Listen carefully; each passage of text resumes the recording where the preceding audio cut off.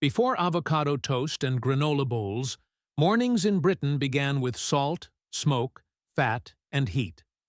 These dishes came from shipyards, pit villages, boarding houses, and seaside towns. Food made to fuel labor, not leisure. Each one tells a story of work, region, and class, where sustenance mattered more than presentation. Today we're going to explore 15 forgotten British breakfasts that once filled tables across the country. Kedgeree mixed the spice roots of empire with the smoke of northern coasts. Smoked haddock flaked into buttery rice with boiled eggs and curry powder created a dish that seemed exotic yet familiar. Introduced from Anglo-Indian kitchens during the Victorian era, it spread across hotels and boarding houses by the 1920s. Housewives' cookbooks listed it as a proper Sunday breakfast, particularly for using up fish from the day before. By the 1980s, its turmeric glow had faded from most tables, replaced by cornflakes and toast. Deviled kidneys once represented a proper man's breakfast, fiery enough to chase off hangovers. Lamb or veal kidneys sliced thin and fried in mustard and cayenne appeared in Edwardian dining rooms and hotel buffets alike. The dish carried a sharp, metallic tang balanced by butter and vinegar, often piled onto toast beside a cup of strong tea. By mid-century, it slipped into decline as offal fell from favor, and few wished to wake to the smell of kidneys at dawn. Today, it survives only in a few traditional clubs and the occasional nostalgic cookbook. Grilled bath chaps took their name from the city where they were once cured and sold by the dozen. Cut from the lower jowl of a pig, salted, boiled, and then grilled until crisp, they offered fat and salt in glorious excess. Served with mustard and bread, they appealed to miners and farmers who prized sustenance over refinement. Post-war health campaigns made them a relic of the past, their richness out of step with modern appetites. Today, they survive mostly in rural food fairs, where nostalgia trumps diet. Eel pie and ale made a hearty morning meal across London's East End through the 19th century. Market workers gathered before dawn to eat steaming pies filled with chopped eel in thick parsley liquor, washed down with mild ale.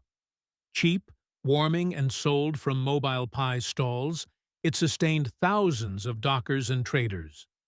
By the 1950s, tinned pies and sliced bread took over, and eel pie retreated to a few surviving shops in the capital.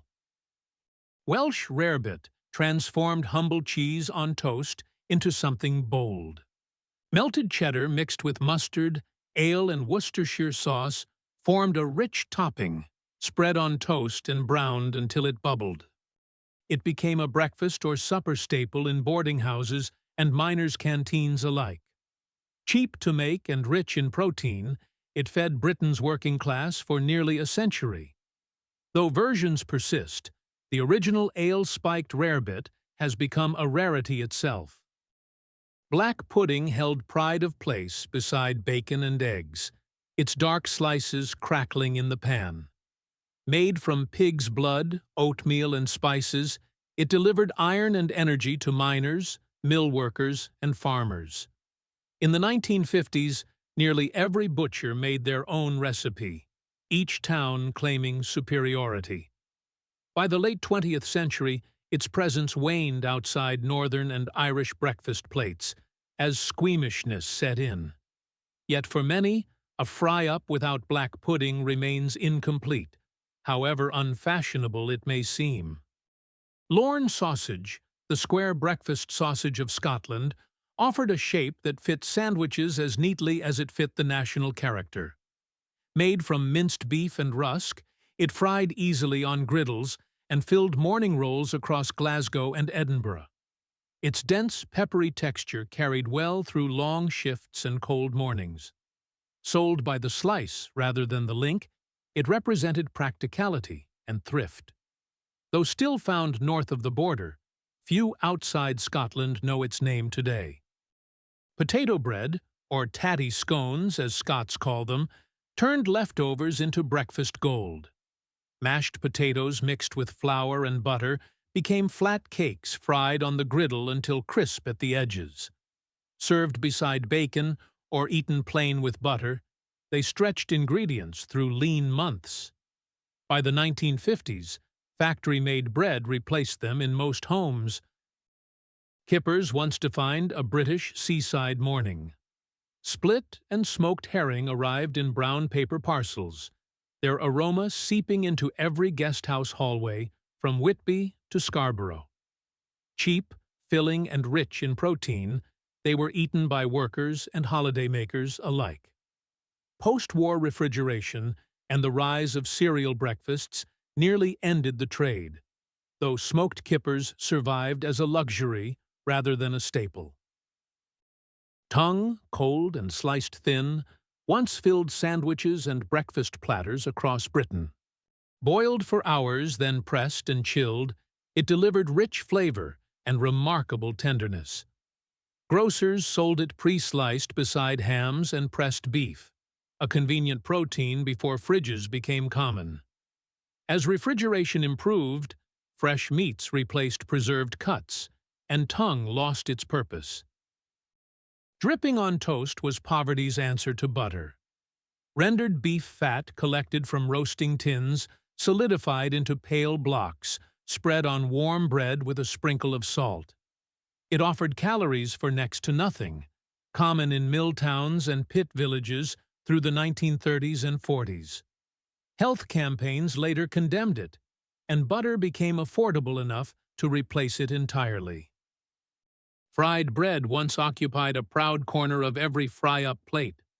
Slices of white loaf fried in bacon fat turned golden and crisp, soaking up everything else on the plate.